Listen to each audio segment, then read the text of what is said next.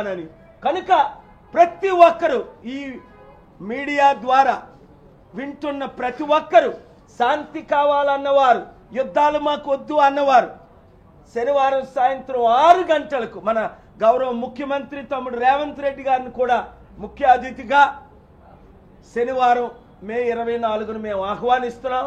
ఇది political meeting కాదు, ఇది రిలీజియస్ మీటింగ్ కాదు, ఇంటర్ రిలీజియస్ ప్రతి ఒక్కరు ప్రార్థించే దినం, శాంతిని కోరే దినం. Therefore, we welcome you all for May 24th Global Peace Summit.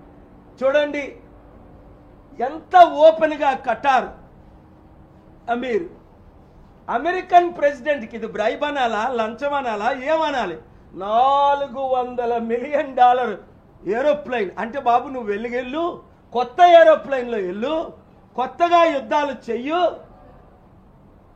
What is this? Openly taking bribe. I am shocked to see Qatar Emir giving a $400 million brand new plane to American president to wage more wars. Is it? Pakkane, the neighbor Palestine is suffering. How much money you are giving? Why you can't give that $400 million or $4 billion? Qatar is investing $250 billion buying American goods and weapons and mass destruction. Saudi and UAE is buying $1 trillion weapons of mass destruction, but they won't give $1 million or $1 billion to Palestine or the poor countries and refugees in Syria. Immediately, my good friend Trump should return that $400 million plane to Qatar and say, I will not be bribed. America is not for sale. Immediately it should be rejected and we need support for that, for peace. Thank you very much. యుద్ధం దేవుడు ఆపాడు, మన ద్వారా ఆపాడు, ప్రజల ప్రార్థనల ద్వారా ఆపాడు. అది అందరికీ తెలుసు. ఎందుకంటే ట్రంప్ వైస్ ప్రెసిడెంటే సీజ్ ఫైర్కి ముందు ఏమన్నాడు ఫాక్స్ న్యూస్లో చూడండి, మేము ఇండియా పాకిస్తాన్ యుద్ధం మధ్యకి చేరము, మేము దూరము అన్నారు. దానికి నేనే అప్సెట్ అయ్యి ట్రంప్ లీడర్స్తో నేను పుష్ చేసినప్పటికీ వాళ్ళు ఇన్వాల్వ్ అవ్వలే. యుద్ధం ఆగిపోయిన తర్వాత నేనే యుద్ధాన్ని ఆపాను, రాత్రి నేనే మాట్లాడాను. ఒక ప్రెసిడెంట్గా ఇలాంటి అబద్ధాలు చెప్తుంటే ప్రజలు సహిస్తారా?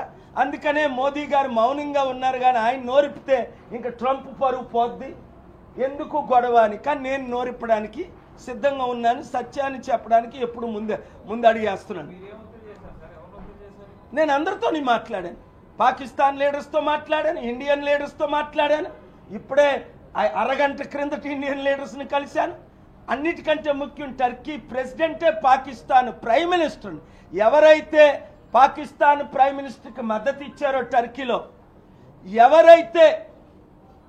ఎవరి మాట అయితే పాకిస్తాన్ వింటాదో, ఎవరైతే పాకిస్తాన్కి షిప్లు పంపించి మిసైల్స్ పంపించి మన దేశాన్ని అటాక్ చేశారో వాళ్ళే శాంతి దూతలు అయ్యారు. అందుకని ఈ విషయం ఎక్స్పోజ్ అయిందని లాస్ట్ మినిట్ ట్రంప్ పుటిన్ నిన్న అంకరా టర్కీ వెళ్ళాలి, వారు క్యాన్సిల్ చేశారు. యుద్ధాలు కోరిన వాళ్ళు శాంతిని ప్రమోట్ చేయగలరా? ముందు యుద్ధ సామగ్రిని అమ్మడం ఆపండి. ఆ సామగ్రి ద్వారా కోట్ల మంది చనిపోతున్నారా లేదా? ఈరోజు రష్యా యుక్రెయిన్ యుద్ధంలో ఏ వెపన్స్ వాడుతున్నారు? అమెరికన్ వెపన్స్ వాడలేదా? రష్యన్స్ వెపన్ వాడలేదా? తద్వారా 30 లక్షల మంది చనిపోలేదా? అరే, ఒకవైపు యుద్ధ సామగ్రిలు అమ్మడానికి ట్రంప్ టూర్ చేస్తుంటే మిత్రుడని విడిచిపెడితే ఎప్పుడు ఆపుతాడు? సామధాన భేదం ఆ 3 అయిపోయి ట్రంప్ వినలేదు. బిజినెస్ ఈజ్ బిజినెస్ యూజువల్ అంటున్నాడు. కనుక నేను ఓపెన్గా ప్రెస్ ద్వారా ఆయనకి హెచ్చరిస్తున్నాను, శాంతిని కోరుకండి, యుద్ధాలు వద్దు. ఎందుకంటే అమెరికాకి ఇప్పటికే 35 ట్రిలియన్లు. ఇప్పుడు ట్రంప్ ప్రెసిడెంట్ అయ్యి 112 రోజులు అయింది. ఒక యుద్ధమైనా ఆపారా? రష్యా యుక్రెయిన్ యుద్ధం గంటలో ఆపేస్తానన్నాడు. 112 రోజులు అయింది. ఎందుకు రష్యన్ ప్రెసిడెంట్ ఆయన కలవడం లేదు? యుక్రెయిన్ ప్రెసిడెంట్ ఆయన ఎందుకు ఇన్సల్ట్ చేశాడు?